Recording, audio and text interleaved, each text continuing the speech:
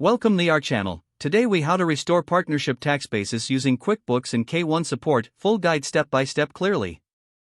Open QuickBooks and log in to your company file. Navigate to the Reports section from the left-hand menu. Select Accountant and Taxes from the list of report categories. Choose K-1 Reports to access the necessary K-1 data. Locate the specific K-1 form relevant to your partnership. Review the K-1 to identify the partner's tax basis information. Take note of any equity, distribution, and income figures presented. Go back to the main dashboard and click on the Accounting tab. From there, select Chart of Accounts. Find the capital account associated with the partner whose basis you want to restore. Click on View Register for that particular account. Start entering transactions to adjust the tax basis. Record any contributions made by the partner to increase their basis. If there were distributions, enter those transactions as well, ensuring they decrease the basis. Consider adding increases for any allocated income reported on the K-1. For losses, ensure you adjust the basis accordingly as reported.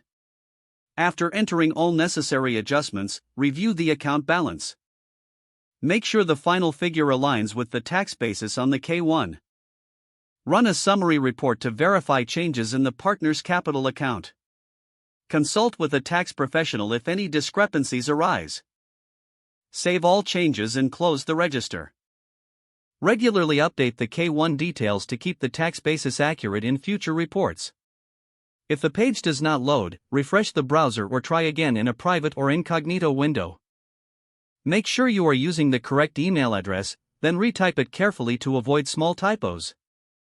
If your password is not accepted, use the reset option and create a new strong password you can remember. Check your spam folder for verification or security emails, then complete any requested confirmation steps. Enable two-factor authentication if available to improve account security and reduce unauthorized access risk. After signing in, review your profile details so your contact information and settings are accurate and current. If you see an error message, note it down and try again after restarting your device and internet connection. Don't forget to like this video and subscribe to our channel for more step-by-step tech guides.